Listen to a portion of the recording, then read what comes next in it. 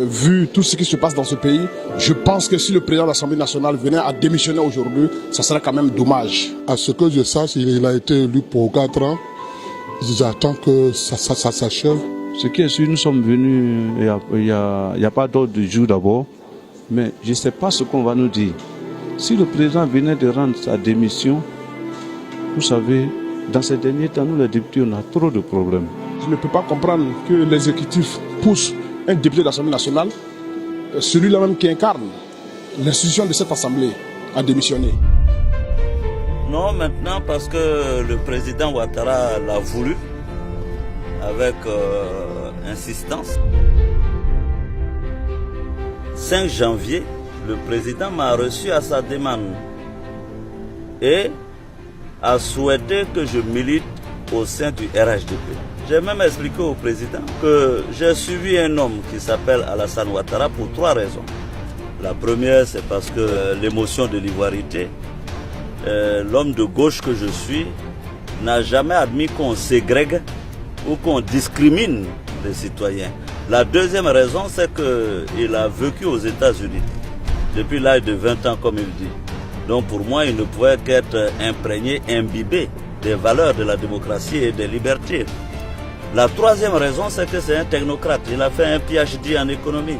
Donc pour moi, il avait un bon CV, le bon CV pour le faire. Monsieur le Président de l'Assemblée nationale.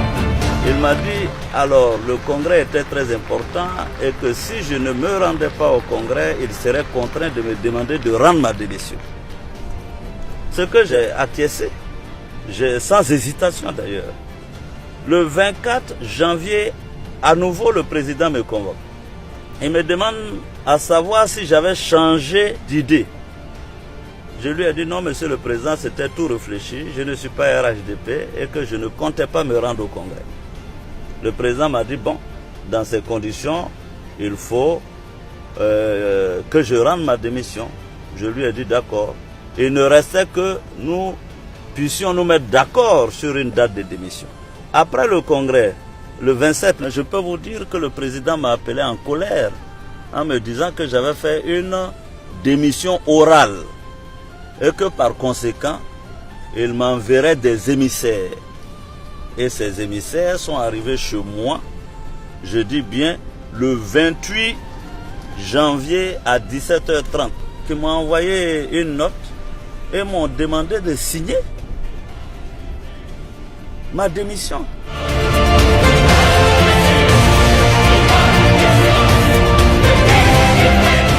D'autant plus que selon eux, j'avais fait une démission orale. Je leur ai dit, mais si j'ai fait une démission orale, je ne suis plus votre interlocuteur. On ne peut pas démissionner pour le même poste 2 fois. Je leur ai dit que j'allais appeler le président. Par la suite, j'ai envoyé un courrier au président pour lui dire que je voulais qu'on préserve la dignité de l'institution parlementaire et que si je devais démissionner, je voulais que ça se fasse conformément à la Constitution, c'est-à-dire la convocation de l'actuelle session extraordinaire. Je vous informe, je vais là pour rendre ma démission. On aurait pu attendre l'ouverture de la session ordinaire de l'Assemblée le 1er avril pour que je rende ma démission. Rien ne pressait. Après tout ce que je viens de vous dire, si ce n'est pas de l'harcèlement, on peut parler d'insistance. Et c'est dommage, c'est triste pour notre démocratie. Je pense que je suis en droit de dire que la Côte d'Ivoire a reculé de 30 ans. La démocratie a reculé. Mais nous prendrons quand même l'opinion nationale et internationale en témoin de ce qui se passe dans ce pays. Je pense que cette démission, nous avons tous compris, elle est là pour la paix en Côte d'Ivoire. J'ai le sentiment que nous sommes dans un état de non-droit. Parce que la Constitution de la République consacre la séparation des pouvoirs et nous nous rendons compte, et les Ivoiriens sont pris à témoin, que c'est sur injonction du président de la République pour le fait que le président de l'Assemblée nationale a refusé de l'accompagner dans la constitution de son parti RHDP unifié. Parce que sa conviction ne l'y autorise pas. Depuis 2 ans, depuis mai 2017, je me suis préparé à cette éventualité. Parce que si vous vous souvenez bien, le président Ouattara, au cours d'une interview, pour la première fois, m'a appelé jeune homme. Ce n'est pas le mot jeune homme qui m'a choqué, parce que bon, évidemment, le mot jeune homme peut même être affectif.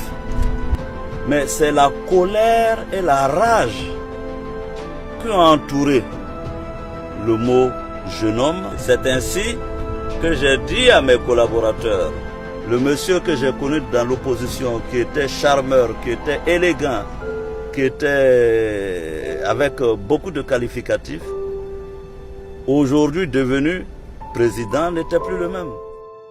Donc, ça ne devrait surprendre personne qu'aujourd'hui, Alassane demande ma démission de la tête du Parlement. Comme disait quelqu'un, on gagne un père, on perd un père.